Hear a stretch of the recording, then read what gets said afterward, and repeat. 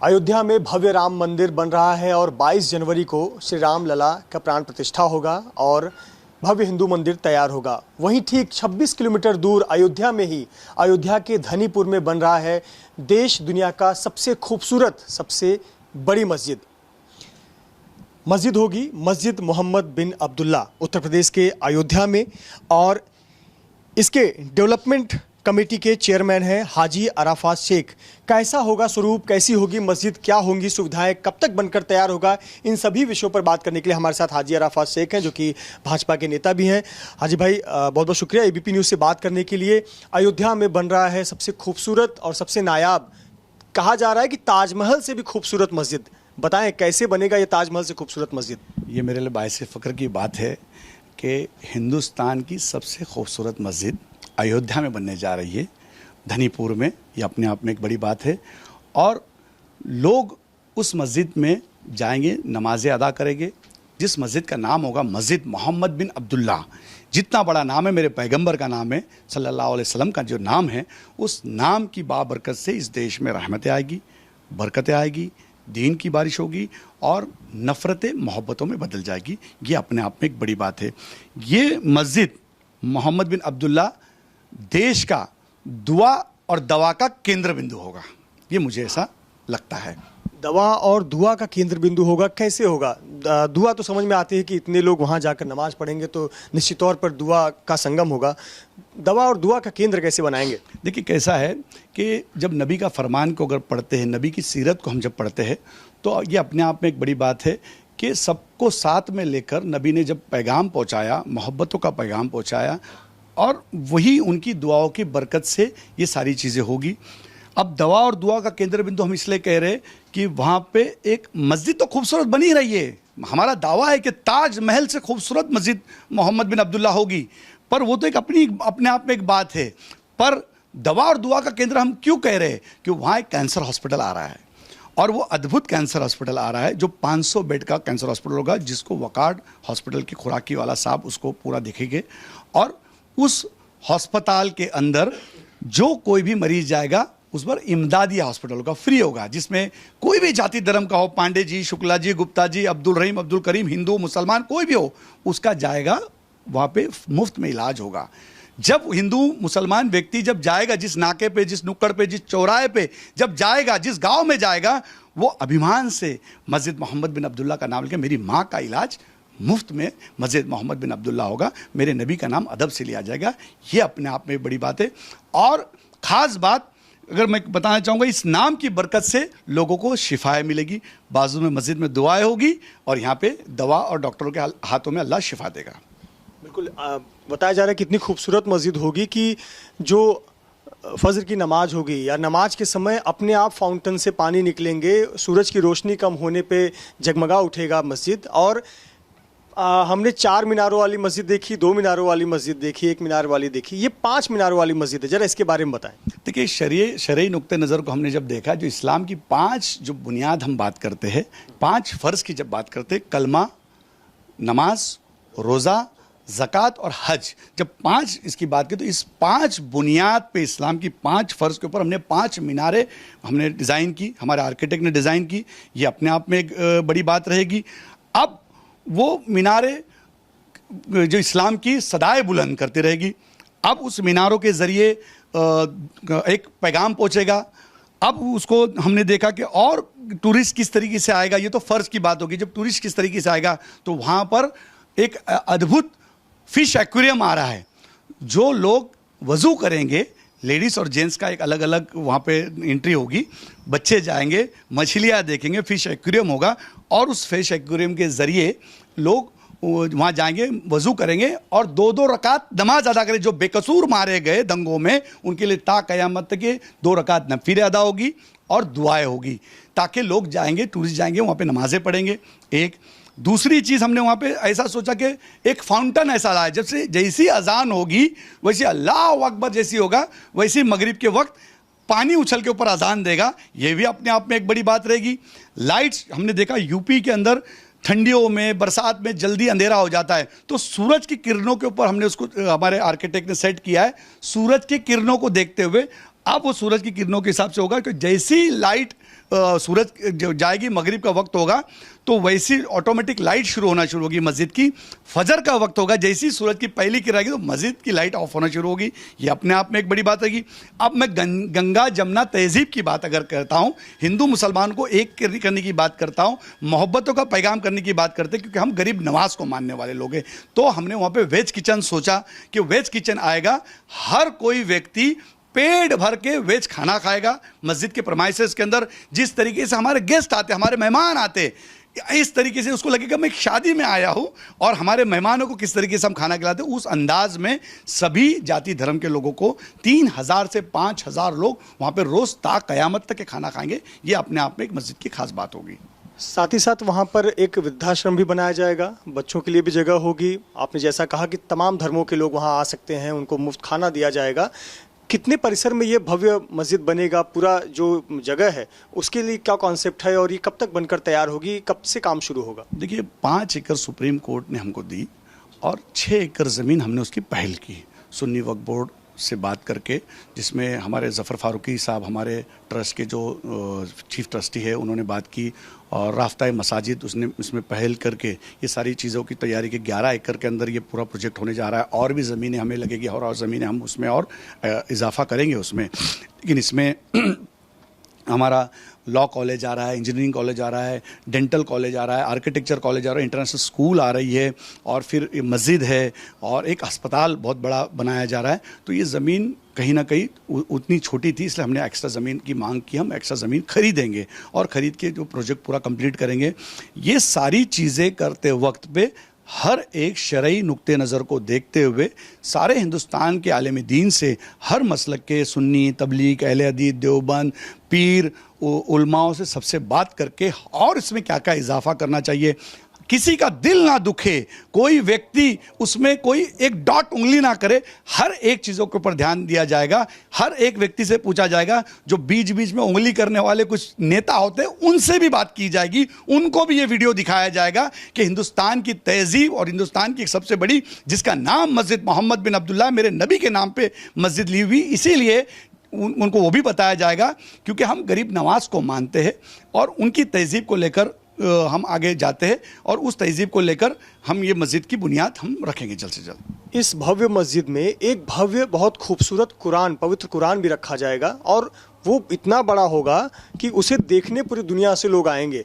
जरा इसके बारे में बताएं, कैसे होगा कुरान, लंबाई, चौड़ाई, सजावट, उसमें क्या किस प्रकार से सजावट की जाएगी, क्या रत्न जड़े जाएंगे? देखिए कि दुनिया का अद्भुत कुरान बनने जा रहा है। जो कुरान 21 फीट लंबा है और 18 फीट पे खुलेगा, ये अपने आप में एक बड़ी बात होगी। दुनिया का सबसे बड़ा कुरान अयोध्या में रखा जा रहा है, वो केसरी रंग का होगा, वो कुरान की खास बात होगी। और वो अयोध्या में उस कुरान को रखा जाएगा, मस्जिद मोहम्मद बिन अब्दुल्ला में। ये अपने आप में एक बड़ी बात है। हमारा कॉन्सेप्ट ये है कि हम संतों को मानने वाले, गरीब नवाज को मानने वाले। हम बाबर को नहीं मानते। बाबर एक राजा था, बाबर इस देश पे तीर तलवार भाला लेके आया था, बाबर इस देश को लूटने आया था। हम बाबर को नहीं मानते, हम गरीब नवाज को मानते, हम नबी को मानते। हम इस कॉन्सेप्ट पे जाएंगे और इस कॉन्सेप्ट पे पूरी देश और दुनिया में इस कॉन्सेप्ट का डंका बजेगा, मोहब्बतों का पैगाम पहुंचेगा। मेरे नबी का फरमान है, तुम जितना तुम्हारे धर्म को प्यार करते हैं उतना तुम तुम्हारे देश से प्यार करो। और हम जब देश से प्यार करेंगे तो हमारे धर्म से भी प्यार होगी। देश और धर्म अगर हम दोनों को साथ में लेके एक मोहब्बतों का पैगाम पहुंचेगा, ये अपने आप में एक बड़ी बात होगी। कुरान तो इतना भव्य कुरान वहाँ रखा जाएगा, लेकिन उसे केसरी रंग में जब आप रंग देंगे तो सवाल तो लोग उठाएंगे ही कि ये भाजपा वाले अपना रंग यहाँ भी घुसाना नहीं भूले। देखिए कैसा है कि आप हिंदू सोचता है कि केसरी रंग मेरा है, मुसलमान सोचता है हरा रंग मेरा है। अगर हम रंगों की अगर बातें करते हैं, अगर सूफीज़म को अगर आप देखेंगे तो गरीब नवाज के दुशाले का कलर चिश्तिया था। आप केसरी कहते, मैं चिश्तिया कहता हूं, तो मैं उसको चिश्तिया रंग से देखूंगा, गरीब नवाज के रंग से देखूंगा तो मुझे उसमें मोहब्बत नजर आएगी। अगर मैं नफरत बांटूंगा तो नफरत मिलेगी, मोहब्बत बांटूंगा तो मोहब्बत मिलेगी। तो हमने जब दोनों रंग को एक जगह देखेंगे तो उस रंग की और खूबसूरती बढ़ जाएगी। मुझे लगता है कि हमने कलरों के अंदर धर्मों को बांटना नहीं चाहिए। कलर अपनी अपनी जगह होते। हरा रंग अगर देखे जाए तो आज हरियाली को अगर जब देखते तो खेती को जब देखते तो हरियाली खुशहाली का नजर आए, खुशहाली दिखता है। और भगवा जब रंग हम जब देखते तो एक हिंदुओं का प्रतीक करके देता है, लेकिन जितना रंग आप हिंदुओं का है उतना केसरी रंग हमारा भी है, क्योंकि वो गरीब नवाज के दुशाले का कलर है। हाजी भाई, आपका वक्त लूंगा इस खूबसूरत पत्थर पर जो कि उस मस्जिद में लगाई जाएगी।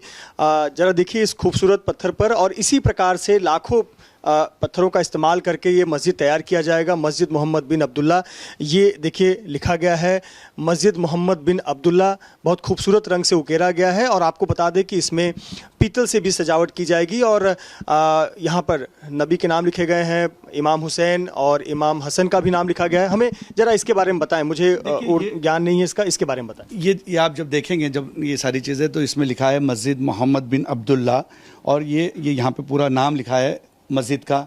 और ये यहाँ पे आप देखेंगे तो पूरा कुरान की आयत लिखी हुई है। इमाम हसन, इमाम हुसैन रहमतुल्लाह अलैह, उनका सबका पूरा नबी के परिवार का उनका सबका नाम लिखा हुआ है, पूरा साहबाओं का नाम लिखा हुआ है, खुलफाओं का नाम लिखा हुआ है।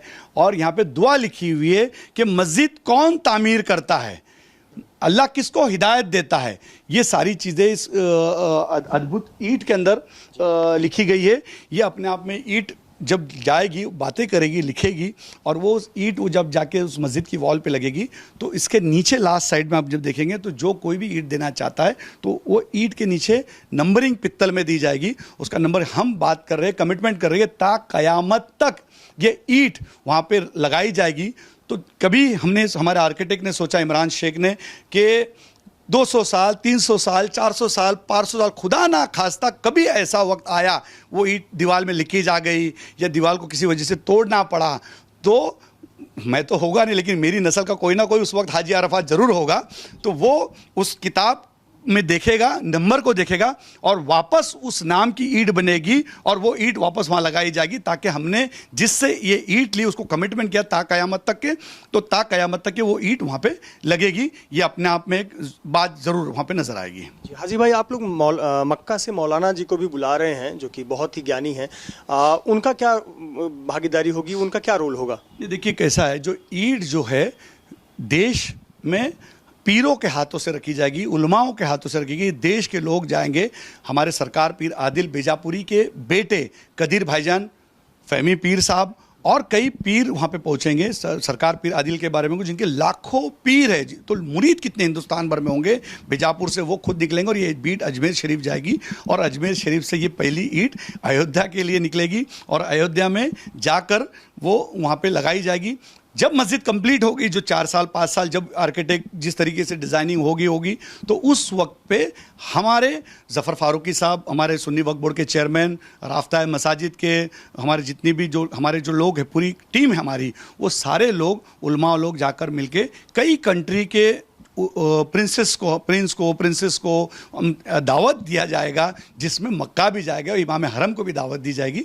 इंशाअल्लाह ताला हम दावत देंगे, कोशिश करेंगे, और वो पहली नमाज उधर अदा करे और पूरे देश और दुनिया के लिए खूब दुआएं करे। ये हमारी ज़रूर कोशिश रहेगी। हाजी भाई, हमें थोड़ा टाइमलाइन बता सकते हैं कब तक ये पूरा होगा, और भारत सरकार का, राज्य सरकार का, जो मुख्यमंत्री योगी हैं या पीएम मोदी हैं, किस प्रकार का सहयोग मिल रहा है आप लोगों को? नहीं, बिल्कुल, ये हम लोग फरवरी के एंडिंग तक के हमारा प्लानिंग चल रहा है कि हमारी राफ्ता मसाजिद और हमारे सुन्नी वक्फ बोर्ड के चेयरमैन ज़फ़र फारूकी साहब, हमारी पूरी टीम बैठ के तय करेगी कि या तो फरवरी या रमज़ान बाद इस मस्जिद की काम की हमने शुरुआत करेंगे। उस दिन टाइमलाइन बता देंगे आर्किटेक्ट से बात करके कि कब तक के हम कंप्लीट कर लेंगे इस मस्जिद को, उस टाइम, दिन, तारीख, सारी चीज़ बता देंगे।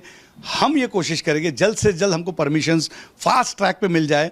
इत्तेफाक की बात है, प्राइम मिनिस्टर जो हमारे नरेंद्र मोदी जी है, वहाँ के खासदार भी है, हमारे प्राइम मिनिस्टर भी है, कि जल्द से जल्द फास्ट ट्रैक के ऊपर हमको परमिशन जल्द से जल्द मिल जाएंगे। तो अल्लाह ने चाहा तो जल्द से जल्द मस्जिद का डेवलपमेंट भी बहुत फास्ट होगा, नमाजें होगी। ये हाजी अरफात शेख उसकी बुनियाद रख कर जब पूरी मीनारें खड़ी हो जाएगी, पूरी मीनारें बन जाएगी, उस मीनारों को देख के रो के आंसू बहाकर फिर अपने महाराष्ट्र में हम लौट आएंगे। बिल्कुल, जैसा आपने कहा कि चूंकि वाराणसी से उस नज़दीक ही प्रधानमंत्री का संसदीय क्षेत्र है, और मुख्यमंत्री योगी का अयोध्या में बहुत ध्यान है, लेकिन इतने बड़े निर्माण के लिए, इतने बड़े पूरे कंस्ट्रक्शन के लिए, भव्यता के लिए आपको बहुत आर्थिक मदद की ज़रूरत होगी। थोड़ा डोनेशन के बारे में बताएं, आप लोग कैसे डोनेशन की मांग कर रहे हैं, उसका स्वरूप क्या होगा, कैसे मदद मिल रही है आप लोगों को? देखिए, डोनेशन इस तरीके से हमने तय किया, हमारी टीम ने, जैसे मैं चेयरमैन बना तो हमने बात की कि कोई भी व्यक्ति रास्ते पे गली गली घर घर डोनेशन मांगने नहीं जाएगा, चंदे की रसीद मांग नहीं लेके जो जाएगा। कोई भी चंदे की रसीद फटते हुए कोई भी आदमी इस इतना बड़ा नाम जिसका पूरे हिंदुस्तान का इमोशन जुड़ा हुआ है, इतना बड़ा नाम, इतना बाबरकत नाम है, तो इस नाम के लिए कोई भी चंदा मांगने, कोई रसीद लेके कोई व्यक्ति नज़र नहीं आएगा पूरे हिंदुस्तान भर में। ये हमने ऑलरेडी पहले ही तय कर दिया है। इसके लिए हम खुद का एक वेबसाइट बनाया जा रहा है। कुछ शरई मसले हैं, उसको देखते हुए हमारी वेबसाइट बनेगी। जिस किसी व्यक्ति को मस्जिद के लिए पैसा देना है वो डायरेक्ट मस्जिद में दे सकता है। जिसको किचन के लिए खाने के अंदर पैसा हिस्सा लेना है वो वेज किचन के अंदर हिस्सा ले लेगा। जिसको अस्पताल में लेना है वो अस्पताल में हिस्सा ले लेगा। जिस किसी को कोई सामान देना है वो सामान दे देगा। जिस किसी को कोई मशीनरी देनी है मशीनरी दे देगा। जिसको स्कूल में देना है वो स्कूल में डायरेक्ट दे देगा। जिस तरीके ओल्ड एज होम बनाया जा रहा है, खूबसूरत ओल्ड एज होम बन रहा है जिसमें जो बच्चे अपने माँ बाप को पाल नहीं सकते, ऐसे लोगों को हम वहाँ पे ओल्ड एज होम बनाने जा रहे हैं, तो उनके लिए अगर देना चाहता है तो उसमें दे देगा। और उसका QR कोड बनेगा, बैंक ऑफ बड़ौदा का वहाँ पे लोगो होगा, सारी चीज़ें होगी।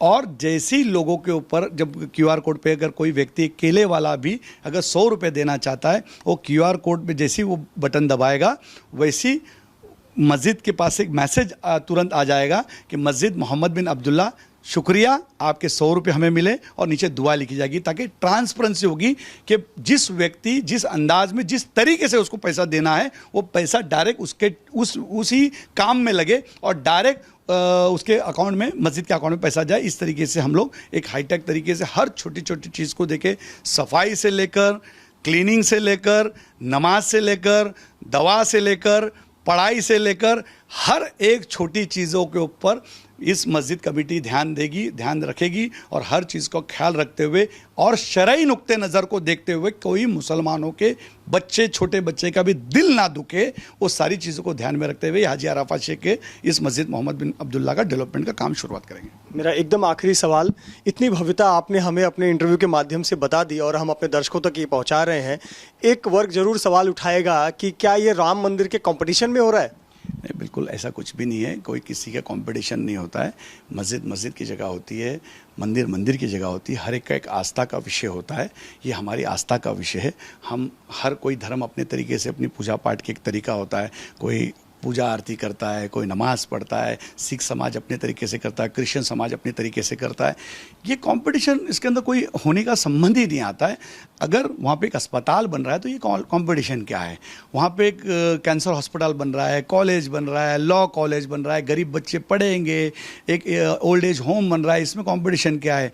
वहाँ पे वेज किचन बन रहा है, इसमें कंपटीशन क्या है? अगर ये सब चीज़ कंपटीशन है तो मैं आपको दावत देता हूँ, सारे धर्मों के लोगों ने ऐसे कंपटीशन करना चाहिए और ऐसे अच्छे काम करना चाहिए ताकि मेरे देश की खूबसूरती बढ़े, हर जाति धर्म के लोगों को फ़ायदा हो। फ़ायदा पहुँच रहा है, इसीलिए मैं कह रहा हूँ ये मस्जिद दुआ और दवा का केंद्र बिंदु होगा। यहाँ पे लोगों को फ़ायदा पहुँचेगा, दुआओं से भी, दवाओं से भी, इल्म से भी, भूख से भी। जो ज़रूरत रोज़मर्रा की चीज़ क्या है जीवन में, लोगों को खाना चाहिए, वहाँ खाना मिल जाएगा। दवा चाहिए, वहाँ पे दवा मिल जाएगी। पढ़ाई चाहिए, पढ़ाई मिल जाएगी।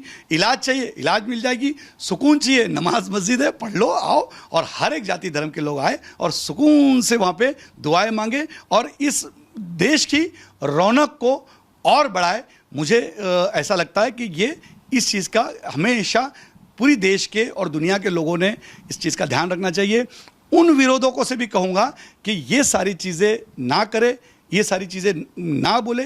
एक चीज़ अगर अच्छे तरीके से हो रही, उसके अंदर हर कोई व्यक्ति इसका हिस्सा बनना चाहिए, हर व्यक्ति ने इसका साथ देना चाहिए ताकि कोई कैंसर पेशेंट जो आखिरी स्टेज पर है और उसका पैसे नहीं है, उसके पास इलाज करना नहीं जा सकता है, उसका बच्चा, उसकी माँ को अपने इलाज डॉक्टर के अस्पताल में लेके नहीं जा सकता है, और उसके वो कोई भी जाति धर्म का जब उसका इलाज होगा उसके दिल से क्या दुआ निकली। इंसानियत ही सबसे बड़ा धर्म है और ये पैगाम इस मस्जिद मोहम्मद बिन अब्दुल्ला से हम पहुँचाएंगे। बहुत बहुत शुक्रिया और बहुत बहुत धन्यवाद, आपने पूरी जानकारी दी। तो अयोध्या की सूरत और सीरत सब कुछ बदलने वाली है, क्योंकि अयोध्या की तस्वीर बदल रही है। एक तरफ भव्य राम मंदिर बनकर तैयार है और वहीं दूसरी तरफ मस्जिद मोहम्मद बिन अब्दुल्ला उत्तर प्रदेश के अयोध्या में बनने जा रही है और निश्चित तौर पर ये भारत की तस्वीर को बदल देगा। न केवल ये मस्जिद दुआ का केंद्र होगा, बल्कि दुआ के साथ साथ दवा का भी केंद्र होगा। दवा और दुआ के लिए ये मस्जिद जानी जाएगी और पूरे देश और दुनिया से लोग जब इस मस्जिद में आएंगे तो अब तक लोग कहते थे वाह ताज, अब कहेंगे वाह क्या खूबसूरत मस्जिद है अयोध्या में, और जिसकी झांकी देखने के लिए पूरी दुनिया भर से लोग अयोध्या पहुंचेंगे। कैमरामैन धर्मेंद्र पांडे के साथ मृत्युंजय सिंह, एबीपी न्यूज़, मुंबई।